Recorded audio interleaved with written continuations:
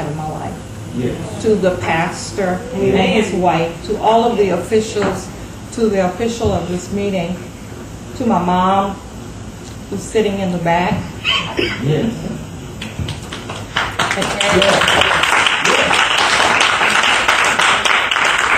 And to each and every one of you.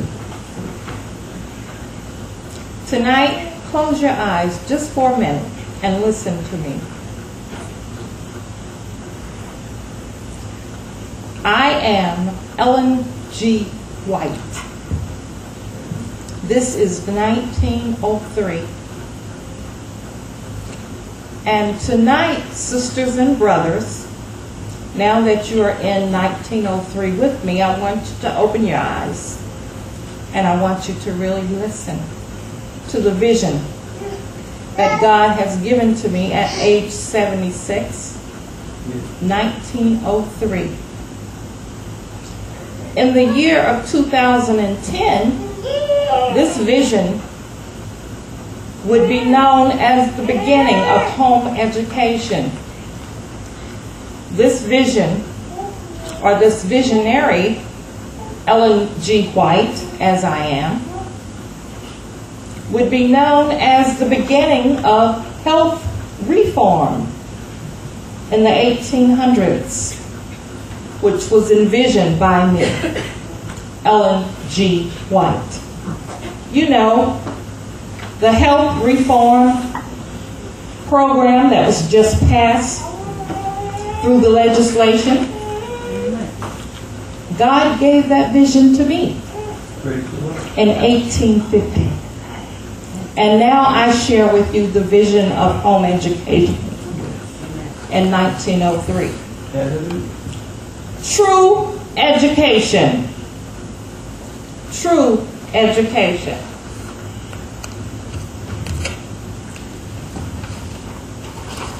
Do you all mind if I use this for my desk here or my podium?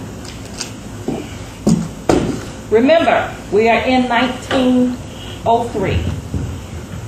True education, that our sons may be as plants grown up in their youth.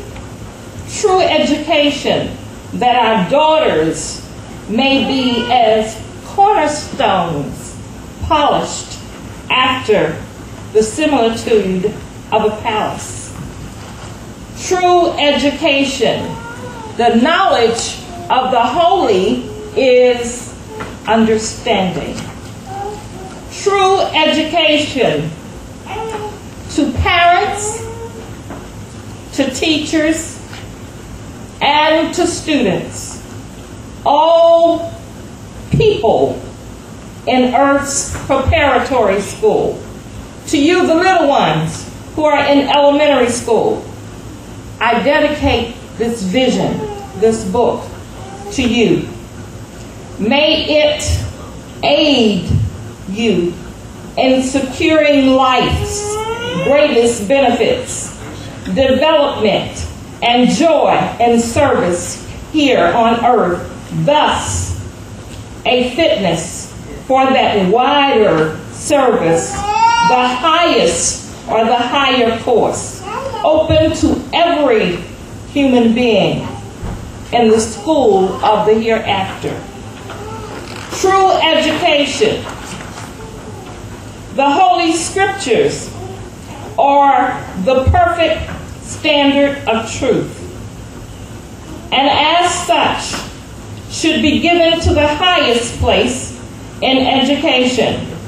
True education, to obtain an education worthy of the name, we must receive a knowledge of God, that's right, the Creator, and of Christ, the Redeemer, as they are revealed in the sacred word.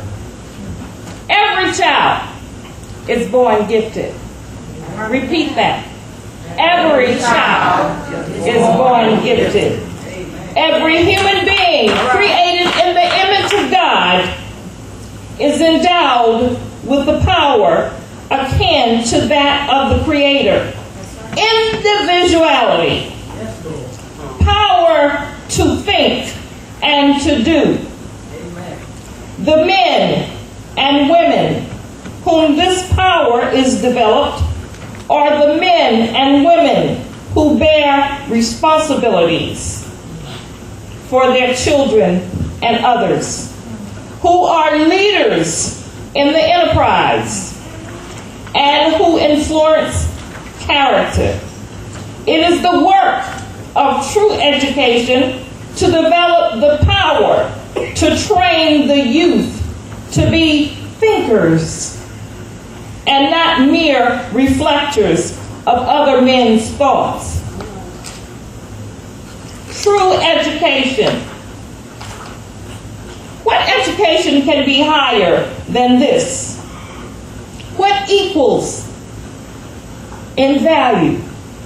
It cannot be gotten for gold, neither shall silver be weighed for the price thereof. It cannot be valued with the gold of Ophir, with the precious onyx or the sapphire. The gold and the crystal cannot equal true education. And the exchange of this true education shall not be the jewels of fine gold. No mention shall be made of coral or of pearls, for the price of wisdom is above all rubies. Yes. Job 15 or 28, 15 through 18. And as we come to our closing, let me share the ending of this vision. Here in 1903, where men and women in leadership will question whether or not my accident, my near-death experience, caused some problems with my head. But they will see. They will see. You will see. Your children will see in the future, 2010, that I am the greatest prophet that ever was in the past 100 years. LeUndra. As I end my vision with you, I appreciate you allowing me to share true education. True education brings about true and honest men and women by their wisdom and justice, by the purity and benevolence of their daily life, by their devotion to the interests of the people.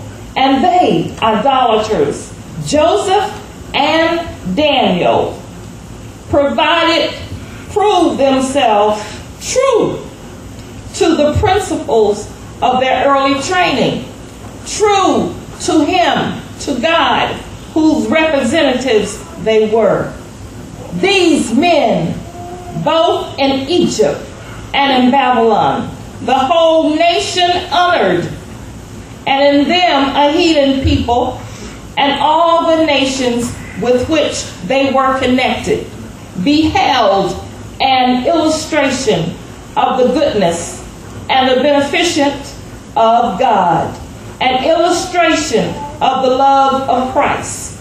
The greatest want of the world is the want of men who will not be bought, who will not be sold, men who in their inmost souls are true and honest, men who do not fear to call sin by its right name, men and women whose conscience is as true to duty as the needle to the pole, men who will stand for the right though the heavens fall.